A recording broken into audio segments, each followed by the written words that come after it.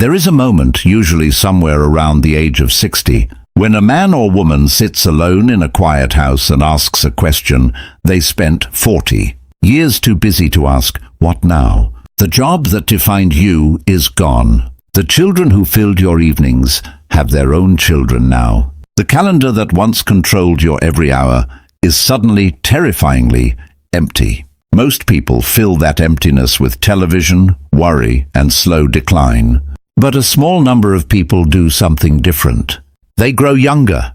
Not in body, time is undefeated there, but in mind, in spirit, in the sharpness of their eyes when they speak. And the secret they discovered is not a supplement, not a diet, not a miracle.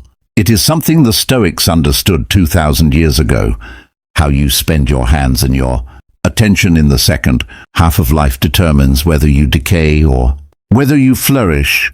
Today, we uncover the 7 retirement hobbies that the ancient Stoics, Marcus Aurelius, Seneca, and Epictetus, would have approved of. Habits that do not just pass the time, but actively rebuild the mind, the body, and the soul after 60. Stay until the end, because the 7th hobby is the one almost nobody talks about, and it might be the most important one of all. Welcome back to Wisdom of the Stoics, the home for timeless philosophy applied to modern life. If you are new here, this channel exists for one purpose: to take the hard-won wisdom of men like Marcus Aurelius, Seneca, and Epictetus and translate it into something you can actually use in your relationships, your work, your solitude, and yes, in the years after retirement, when life asks you the most honest questions of all. If that sounds like something you need, consider subscribing, because we release new Stoic wisdom every single week designed to help you build an unshakable mind. Let's be honest about something most retirement articles won't tell you. Retirement is sold to us as a reward. 40, 50 years of labor, and finally rest. A permanent vacation. Golf in the morning, grandchildren in the afternoon, silence in the evening. And for the first few months it does feel like a reward. But ask anyone who has actually lived through it, and they'll tell you something different happens around month 4 or 5. The golf gets boring. The grandchildren go home. The silence, which once sounded like peace, starts to sound like something else entirely. It starts to sound like absence. The Roman Stoics had a phrase for the danger hiding inside idle time. Otium sine literis mors est. Leisure without purpose is a kind of death. Seneca wrote those words to a friend nearly 2,000 years ago, warning him that rest without direction doesn't restore a person. It slowly erodes them. The mind, like an unused muscle, does not simply pause when you stop challenging it. It atrophies. This is why the statistics around retirement are so sobering. Multiple studies over the last 20 years have found a measurable increase in cognitive decline, depression, and even mortality. Risk in the years immediately following retirement, especially for people who retire from something without retiring to something. The body may have decades of life left in it, but without a reason to rise each morning, something in the mind quietly gives up. The Stoics would not have been surprised by this. They believed that human beings are not built for idleness. We are built for function. Marcus Aurelius, the philosopher-emperor of Rome, wrote in his private journal, the book we now call Meditations, that a human being who is not doing the work proper to a human being is like an eye that has closed itself off from seeing, or a hand that has been cut from the body it belongs to. Purpose isn't a luxury for the Stoics. It's oxygen. So the question this video answers is not, how do I fill my time after 60? The question is much bigger and much more interesting. How do I choose activities that don't just fill time, but actively cultivate wisdom, virtue, and vitality in the years that matter most? Because here's the truth almost nobody says out loud. The 7, 8, 9 hours a day you now have that you didn't have before, that is not empty space to be feared. That is the largest gift of freedom you have been given since childhood. The Stoics would tell you that how you fill it is not a small decision. It is in many ways the final test of the character you spent a lifetime building. So let's walk through the 7 hobbies. rooted in ancient Stoic wisdom, backed by what we now understand about aging, the brain, and the human need for purpose that don't just keep you busy after 60. They keep you young, and I want you to do something as we go through this list. In the comments below, tell me which one of these 7 you already do, and which one surprises you. I read every comment, and some of the most powerful stories on this channel come from people exactly like you, sharing exactly how they rebuilt their life after loss, after retirement, after the world told them their most useful years were behind them. They were wrong. Let's begin. Hobby number 1, the discipline of walking with attention. The first hobby is the simplest, and for that reason the most underestimated. Walking, not walking as exercise, though the physical benefit is real and well documented. Improved cardiovascular health, better balance, reduced fall risk, stronger bones. Every physician on earth will tell you to walk. But the Stoics understood something deeper about walking that modern fitness culture has almost entirely forgotten. Walking, done correctly, is a practice of attention. Marcus Aurelius ruled the largest empire on earth, and yet some of the most important lines in Meditations were almost certainly composed in his mind while walking the frontier, camps of the Danube, observing the natural world around him, the shape of clouds, the behavior of animals, the turning of the seasons. He wrote that nature does nothing without purpose, and that a mind trained to notice the world becomes a mind that is harder to disturb, harder to frighten, harder to bore. Here is the exercise, and I want you to actually try this, not just hear about it. The next time you walk, whether it's around your block, through a park or along a trail, leave your phone in your pocket. Don't listen to a podcast. Don't listen to music. Walk in silence, and give yourself one simple task. Name in your mind 5 things you notice that you have never noticed before. The color of a particular leaf, the sound a certain bird makes, the way the light hits a fence at that hour of the morning. This sounds almost too simple to matter, but this is precisely the kind of practice the Stoics called prosoche, sustained attention, and it is one of the most powerful tools we have for keeping an aging mind sharp. Neuroscience backs this up in ways the Stoics could never have proven but clearly intuited. Novel sensory input, new sights, new sounds, new textures of experience stimulates neurogenesis, the growth of new neural pathways, particularly in the hippocampus, the part of the brain most associated with memory. A walk on the same treadmill, staring at the same wall, does very little for this. A walk where the mind is actively searching, actively noticing, actively alive to its surroundings, does a great deal. There's a story I think about often, about a retired school teacher, we'll call her Eleanor, because her real story was shared with me by a viewer of this very channel who retired at 62 after 38 years teaching elementary school. Within a year, she told her daughter she felt like she was disappearing. Her memory felt foggier. Her mood was flat. Her daughter, worried, encouraged her to start walking every morning and gave her one rule: no phone, no music, just walking and looking. Eleanor resisted at first. It felt pointless, almost silly.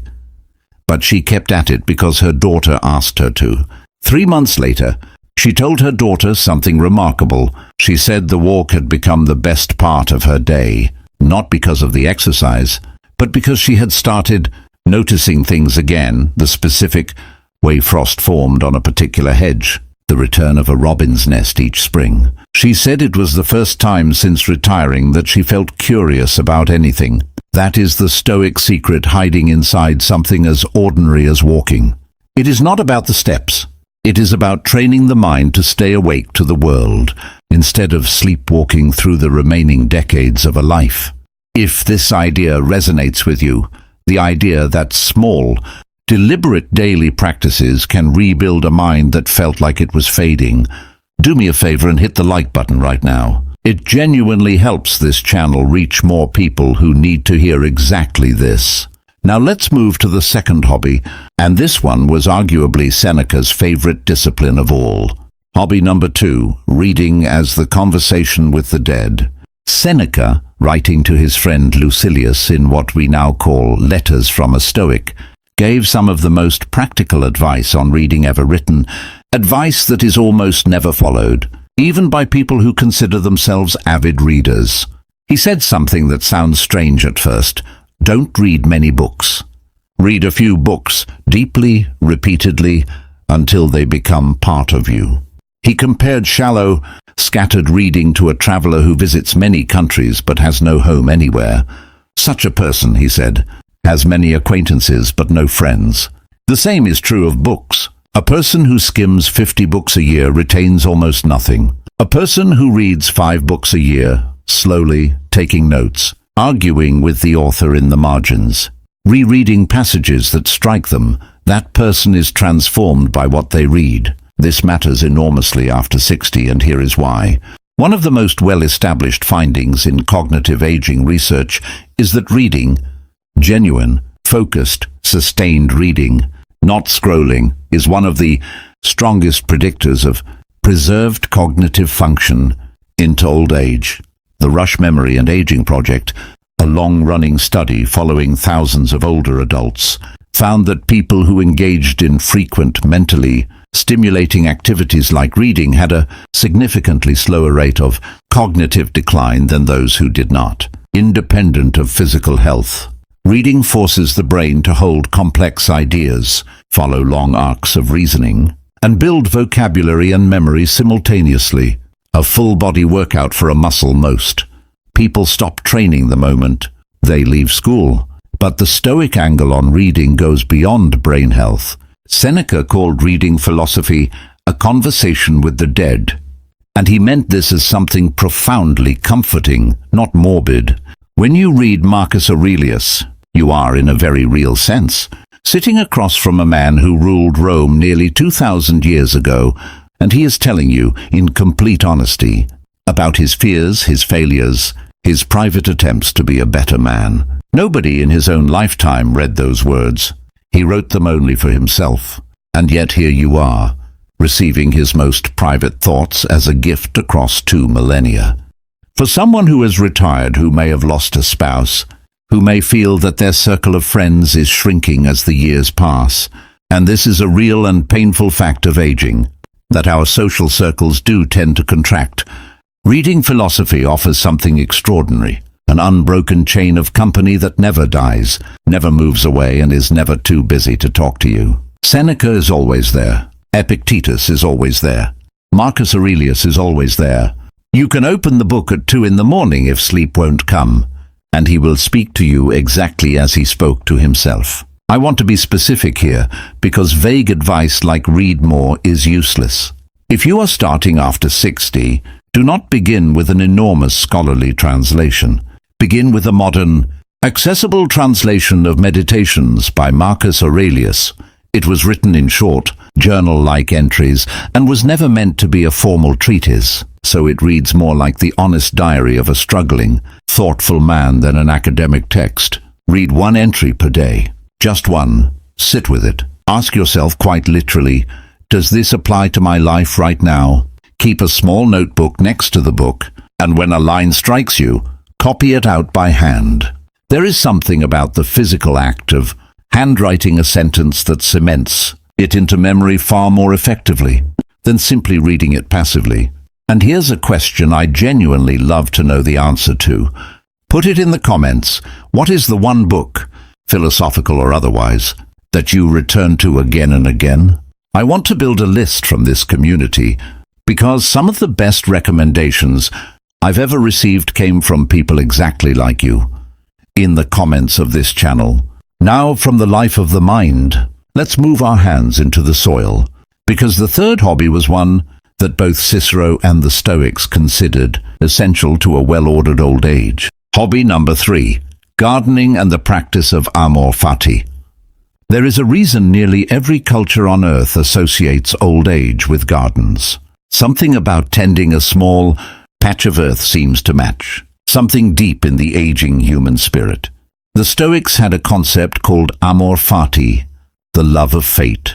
It does not mean passive resignation to whatever happens. It means an active, deliberate embrace of reality exactly as it is, including its limitations, its seasons, its endings. And there is no better teacher of amor fati on earth than a garden. A garden does not care about your schedule, your ambition, or your impatience. It operates on its own time. You cannot rush a tomato.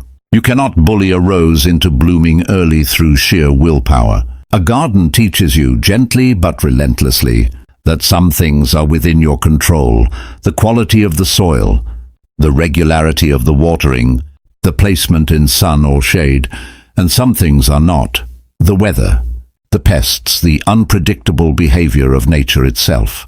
This is almost exactly Epictetus's foundational teaching, the very first line of his Enchiridion. Some things are up to us, and some things are not. The path to peace lies in knowing the difference and directing your energy only toward what is actually yours to control. A retired person who takes up gardening is, whether they realize it or not, enrolling themselves in a daily masterclass on the dichotomy of control. You do the work that is yours to do: plant, water, weed, protect, and then you release your grip on the outcome. Some seasons the harvest is abundant. Some seasons a late frost destroys everything you planted. The Stoic gardener does not rage against the frost. The Stoic gardener says, as Marcus Aurelius might have said, "This too is the nature of things," and plants again next season. There is also, and this should not be understated, a profound physical benefit.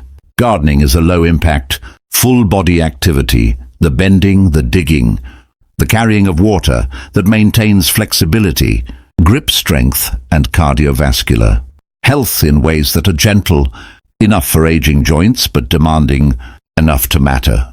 Studies on horticultural therapy have shown measurable reductions in cortisol, the body's primary stress hormone, after even short sessions of gardening, and exposure to soil itself has been linked in some research to increased serotonin activity.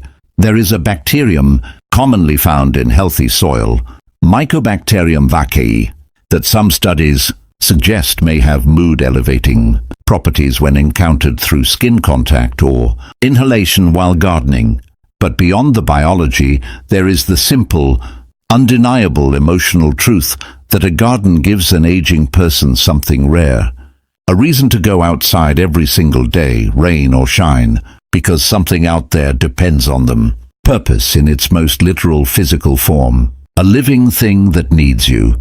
I think of a man, a retired accountant, in his own words, a man who measured his entire adult life in tax deadlines, who took up gardening reluctantly, at his wife's insistence in the first year of his retirement. He told me in a comment on a previous video that he expected to hate it. Instead, he said something that stuck with me. "For 40 years, my job was to make numbers balance. Now my job is to watch something grow that I can't control at all, and somehow that's more peaceful than anything I did in my career." That, right there, is amor fati in its purest, most practical form. If you're the kind of person who's already sitting there, thinking of your own garden, your own small plot of soil, that's taught you more about patience than any book ever could, tell me about it in the comments. I promise you, someone reading this will be inspired to start their first garden this very season because of what you share. Now let's talk about a hobby that Epictetus himself would have insisted on, because it is, quite literally, the practice he built his entire philosophy around: writing. Hobby number 4, the Stoic Journal and the Examination of the Self. Here is a fact that surprises most people the first time they hear it. Meditations, the most famous work of Stoic philosophy in existence, was never meant to be published. It was Marcus Aurelius's personal journal. He was not writing to inspire future generations. He was writing to himself as a discipline, likely every single evening, to hold himself accountable to the philosophy he claimed to believe in. This practice, reviewing your day, your reactions, your failures and successes in maintaining virtue, was not unique to Marcus Aurelius. Seneca describes it explicitly in his essay on anger, crediting the practice to an earlier philosopher named Sextius. Every night before sleep, Sextius would ask himself, "What bad habit have I cured today? What fault have I resisted? In what way am I better?" Seneca adopted the exact same ritual himself, saying that he could not sleep until he had conducted this private tribunal on his own day. This is journaling, but it is journaling with a very specific and powerful structure.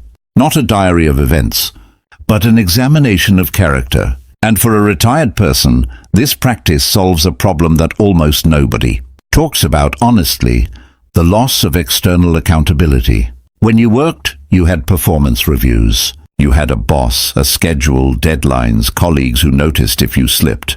Retirement removes almost all external structure, and for many people this creates a quiet, creeping laziness, not out of weakness, but simply because the scaffolding that used to hold discipline in place is gone. Stoic journaling rebuilds that scaffolding, except now you are your own boss, your own reviewer, your own source of accountability. Here is a simple structure you can start tonight, and I genuinely encourage you to try this rather than just filing it away as an interesting idea. Get a plain notebook, nothing fancy. The Stoics were suspicious of excessive luxury even in their tools of virtue. Each night, write 3 short answers. First, what did I do well today? Not accomplishments in the world's terms, but moments where I responded with patience, courage, or self-control when it would have been easier not to. Second, where did I fail? Where did I let anger, laziness, or self-pity win? Write this honestly, but without self-punishment. The Stoics were strict with themselves, but never cruel. Marcus Aurelius reminds himself constantly that anger at his own failures is itself a failure of Stoic principle. Third, what will I do differently tomorrow? One specific, concrete intention, not a vague resolution. This takes perhaps 10 minutes, but over months and years, it does something remarkable. It turns the vast, undifferentiated openness of retirement, all those empty hours, into a structured practice of self-improvement. You are no longer simply waiting out your remaining years.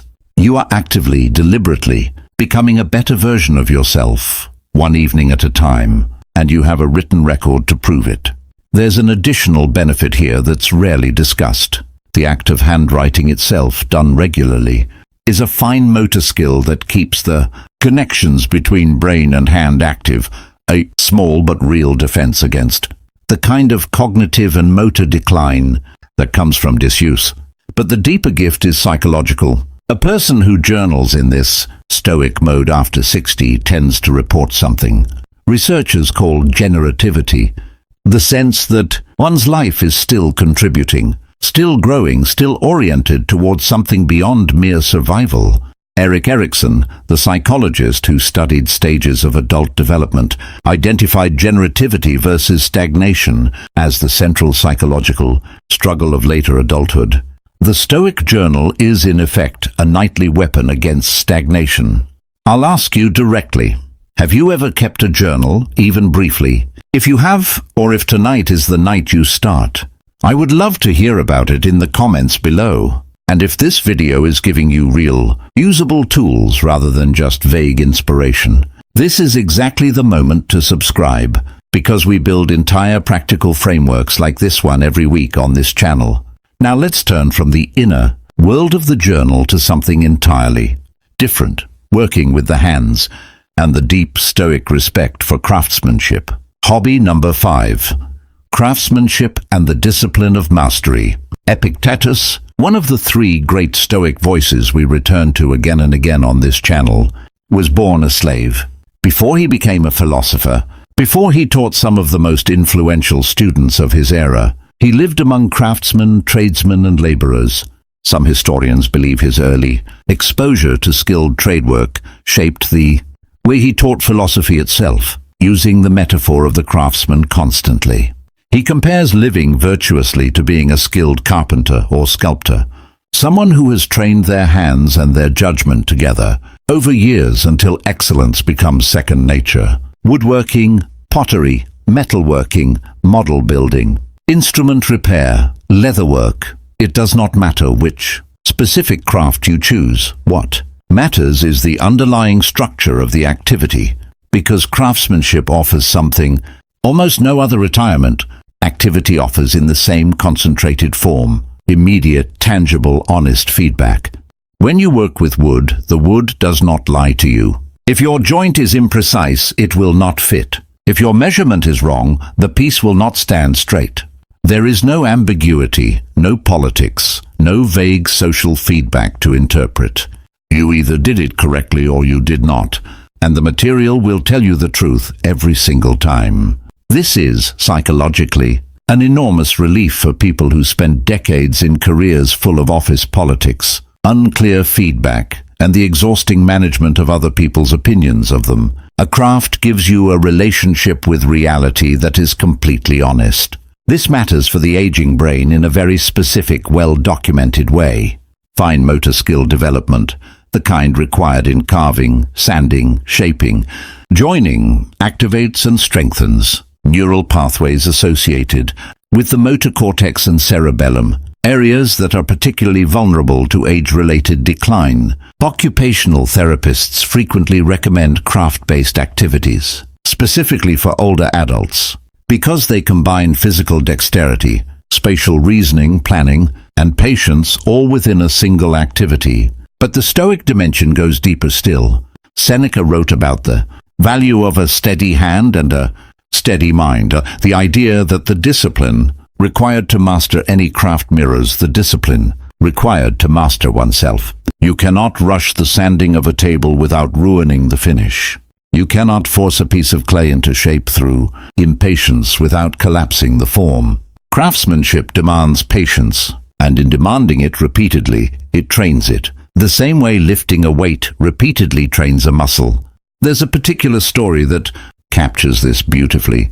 A retired factory foreman who, after 40 years of overseeing an assembly line, he never actually built anything on himself, took up woodworking at 65 almost as a joke, building a birdhouse from a kit his grandson gave him for his birthday.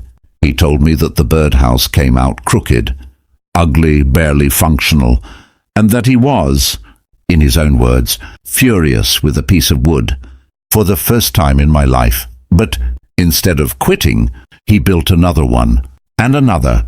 3 years later, he was building furniture, actual, functional, beautiful furniture for his entire extended family. He said the proudest moment of his retirement, prouder even than certain achievements from his working career, was the day his daughter asked him to build her a dining table, because she trusted his hands more than any store-bought option.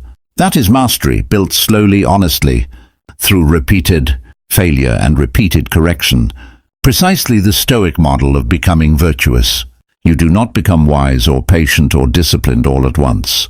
You become it the way you become a craftsman, one imperfect attempt at a time, refined through humility and repetition. If you've ever picked up a craft later in life, whether it turned out beautifully or, like that first birdhouse, came out a little crooked, I want to hear about it. Share it in the comments, because these stories are exactly what this community is built on. We've covered the body in motion, the mind in reading, the hands in soil, the self in reflection, and the hands again in craft. Now, hobby number 6 turns outward, towards something the Stoics considered one of the highest duties of a well-lived life: teaching what you know to someone else. Hobby number 6, mentorship and the Stoic duty to others. The Stoics did not believe in a philosophy of pure self-improvement, isolated from the world. This is one of the most commonly misunderstood aspects of Stoicism in modern culture. People often imagine it as a kind of emotional armor, a way to withdraw and become untouchable. But the actual Stoics believed the opposite. They believed human beings are, in Marcus Aurelius's words, made for cooperation. The way the upper and lower rows of teeth are made to work together. A life lived only for yourself, cut off from contributing to others, was for the Stoics a life only half-lived. This is why mentorship belongs on this list, and why it may be the single most underrated retirement activity that exists. After 60, most people have accumulated decades of hard-won, specific knowledge, knowledge about a trade, a craft, a way of navigating hardship, a way of raising children, a way of running a business, a way of surviving loss. And in most modern societies, that knowledge simply evaporates, unused, because there is no formal mechanism connecting the people who have it to the people who need it. Mentorship, whether it's formal, through organizations that pair retirees with young people in their former field, or informal, simply through spending time with grandchildren, nieces, nephews, or neighborhood kids, and actually teaching them something real, not just supervising them, restores the sense of generativity we discussed earlier in a way that almost nothing else can match. You are not just occupying time, you are transmitting something. You are making yourself, quite literally, useful to the continuation of the world after you. There is also a selfish benefit here if we're honest, and the Stoics would not be embarrassed to name it. Teaching is one of the most effective ways to sharpen your own understanding. Seneca wrote to Lucilius that in teaching others, we teach ourselves twice over. The act of explaining an idea clearly forces you to understand it more clearly than you did before. A retired engineer who mentors a young apprentice does not just help the apprentice. He re-examines his own decades of knowledge, organizes it, tests it against new questions, and in the process, keeps his own mind active in a way that passive retirement never could. Consider what we now understand about cognitive reserve, the brain's capacity to withstand age-related changes by having built dense, flexible neural networks over a lifetime of complex activity. Teaching is one of the most cognitively complex activities a human being can perform. It requires you to model another person's mind, anticipate their confusion, restructure your explanation on the fly, and respond with patience to repeated questions. This is an extraordinarily rich cognitive workout, arguably richer than nearly anything else on this list. I think of a woman, a retired nurse of nearly 4 decades, who began volunteering at a local community clinic, not to work shifts herself, but to mentor newly graduated nurses navigating their first difficult months. She told me that in her working years, she never had time to slow down and explain why she made certain clinical judgments.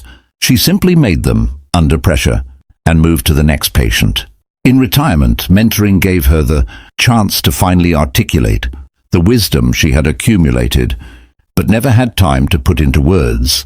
She said, and I remember this clearly, I spent 40 years being useful with my hands.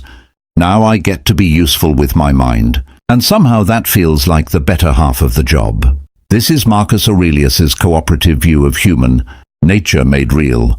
We are not isolated units seeking our own comfort. We are, as he wrote, parts of one body, existing to work together for the whole. A retirement spent solely in private leisure denies you this, the specific, deep satisfaction of being needed. If there's someone in your life you could be mentoring right now, a grandchild, a young colleague from your old field, a neighbor just starting out, I'd challenge you, right now, pause this video and think of their name. And then tell me in the comments who they are, even just their first name or their relationship to you. Naming it is often the first step toward actually doing it. Now we arrive at the 7th hobby, the one I promised you at the very beginning of this video, and I want to be honest with you. This one is less commonly discussed than the other 6, but I believe after everything the Stoics taught about mortality, it may be the most important of all. Hobby number 7, facing mortality through physical discipline.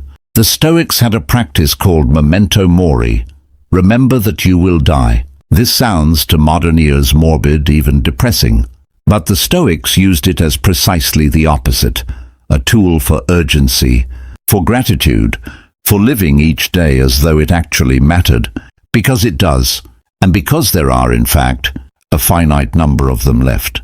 Marcus Aurelius wrote to himself constantly about the shortness of life, reminding himself that he could leave this life at any moment, and that this fact should shape how he acted, not with despair but with clarity and purpose. He famously wrote that you could depart from life right now, and let that determine what you do, say, and think. After 60, mortality is no longer an abstract philosophical concept. It is a present physical reality. Friends begin to pass away. Health becomes a daily conversation rather than an assumption, and the body itself sends unmistakable signals that time is, in fact, finite. Most people respond to this awareness with avoidance.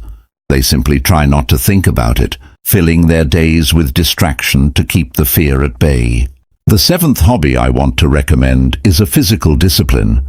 And I want to be specific rather than vague, because vague advice like stay active is not useful. I am recommending a structured, regular physical practice that directly confronts the body's limitations rather than ignoring them, something like swimming, tai chi, or a supervised strength training program appropriate to your specific health situation, done consistently several times a week for the rest of your life. Here is why this specific category of hobby belongs at the top of this list, and why it is different from simply exercising. Swimming and Tai Chi, in particular, are activities that force you into direct, honest contact with your body's current capabilities, not the capabilities you had at 30, not the capabilities you wish you had, but the actual, present capabilities of the body you have today. Water does not care what you used to be able to do. Tai Chi's slow, deliberate balance work does not care either. Both disciplines demand that you meet your body exactly where it is, with humility, and work from there. This is memento mori made physical. Each session is a quiet acknowledgement. My body is aging. My time is limited, and rather than deny this fact or hide from it, I choose to engage with it directly, with discipline, with respect. The research on this is remarkably consistent.